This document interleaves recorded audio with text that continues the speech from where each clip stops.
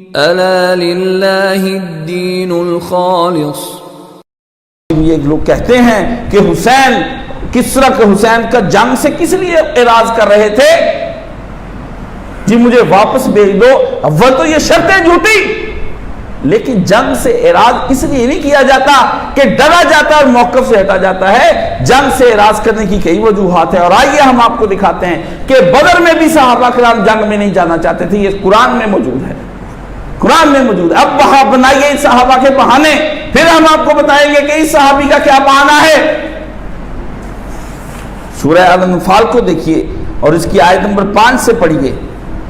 اس کا ترجمہ اللہ پاک فرماتے ہیں کہ مسلمانوں، تم کو وہی صورت حال پیش اس وقت آئی جب جیسی بدر میں آئی تھی، جبکہ تیرا رب تجھے حق کے ساتھ تیرے گھر سے نکال لایا تھا.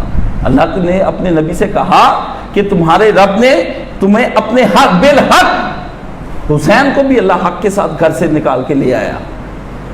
حق کے ساتھ اللہ پیارے نبی کو نکال. اللہ نے کہا کہ فیصلہ کرنا کوئی اہم، کیونکہ مسلمانوں کو پتا چلا کہ وہ قافلہ جو ابو سفیان لے کر جا رہا ہے وہ باہر سے دوسرے راستے مکہ پہنچ گیا ہے. تو کچھ مسلمانوں کا فیصلہ یہ ہوگا کہ اب جنگ لڑنے کا کیا فائدہ. بات تو یہ تھی کہ ان کا مال بھی ہاتھ آتا، ان سے جنگ بھی کھو جاتی. تو اللہ نے فرمایا نہیں، خدا کا پلان کچھ اور ہے. جب تیرا رب بالحق تم کو کما اخرجا کا ربو کا من بیتی کا بالحق، اے نبی جس طرح تجھ کو تیرا رب حق کے ساتھ نکال کر لے آیا. اور کیوں؟ وَإِنَّ فَرِيقًا مِّنَ الْمُؤْمِنِينَ لَكَارِهُونَ، اور مومنوں کے ایک گروپ کو یہ بات بہت بری لگ رہی تھی، ناگوار گزر رہی تھی.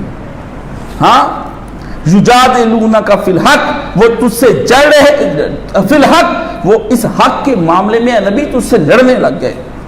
بعد ما تبینا کانما یساقون الموت وهم ينظرون، کہ جب کہ معاملہ صاف صاف نمایاں ہو گیا تھا اور وہ ان کا حال یہ تھا کہ گویا وہ آنکھوں دیکھے موت کی طرف آنکھے جا رہے ہیں.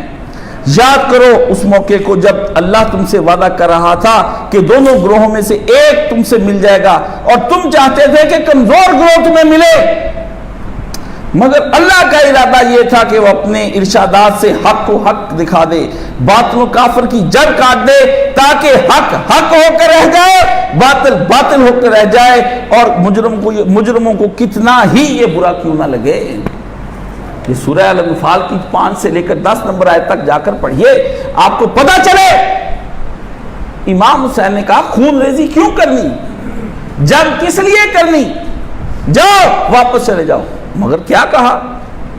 عمر ابن سعد نے لکھ کر بھیجا ابن زیاد کو کہ حسین کہتے ہیں کہ ٹھیک ہے اگر یہ بات ہے تم اپنا محاصرہ اٹھاؤ، جب کوفے والے بھی میرا ساتھ نہیں دیتے تو میں کسی اور راستے کی طرف چلا جاؤں گا. تو اس نے جب یہ بات سنی ابن زیاد نے تو مقتل کی کتاب کے اندر آیا ہے، اس نے کہا اب پھنس گیا ہے تو اس طرح سے مجھے کہہ رہا ہے، اب پھنس گیا تو کیسے کہو میرا بھی حکم مان اور یزید کا بھی مان. پہلے تو ایک حکم ماننا تھا، میرے سامنے بھی سر جھکا اور یزید کے سامنے بھی سر جھکا. اب تو پھنس گیا تو اس بات پر آ گیا. حسین ابن علی نے کہا واللہ جب خط لکھ کر آیا آپ نے وہ خط پھاڑ کر پھینک دیا گا، واللہ میرے دل میں میرے نانا کا خون دوڑ رہا ہے، میں موقف سے نہیں ہٹا ہوں اور خون ریزی سے. اسے یہ مت بھول جائے کہ میں موت سے ڈر گیا ہوں، میں خون ریزی سے ڈر گیا ہوں، میں بچے کٹوانے سے ڈر گیا ہوں. موقف میرا وہی ہے اور اس موقف پر جان بھی دے دوں گا. اسے کہو کہ ہمیں یہاں راستہ دے دے واپس جانے کے لیے، یا جنگ کے لیے تیار ہو جائے، جنگ کے لیے تیار ہو جائے. حسین نے ویسا ہی چاہا جیسے صحابہ نے چاہا کہ نہیں بس چھوڑے، جنگ کیا لڑی جائے. اللہ نے کہا نہیں حسین ابن علی جنگ ہوگی، کیونکہ اگر تو نے جنگ نہ کی تو اس شرک اور بدعت جو سیاست میں آ گیا ہے اس کی کاٹ کیسے ہوگی. تیرے نانے کو میں زبردستی جنگ کے لیے بدر میں لے آیا تھا، تجھے بھی میں تقریر کے ذریعے سے کربلا میں لے آیا ہوں. جنگ تو لڑے گی. آؤ اب کہو 3 شرطیں کہاں گئیں، اب کہو منواؤ ہم سے 3 شرطیں، ہم 3 بھی مان کر تم کو ہرا دیں گے، ہم 3 شرطیں بھی مان کر تم کو ہرا دیں گے.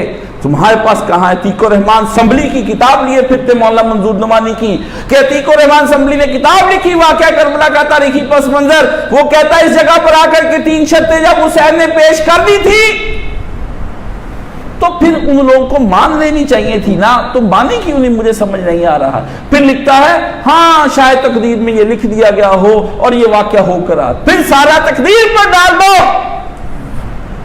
بے وقوف عتیق الرحمان سنبھلی، تیرا موٹا دماغ، تو یہیں پر سمجھ لیتا کہ حکومت وقت اس حسین ابن علی کو بجبر نیچے گرانا چاہتی تھی، اور کسی امیر وقت کا یہ کام نہیں ہے کہ کسی پر جبر کے ذریعے سے اس کو نیچے لگے۔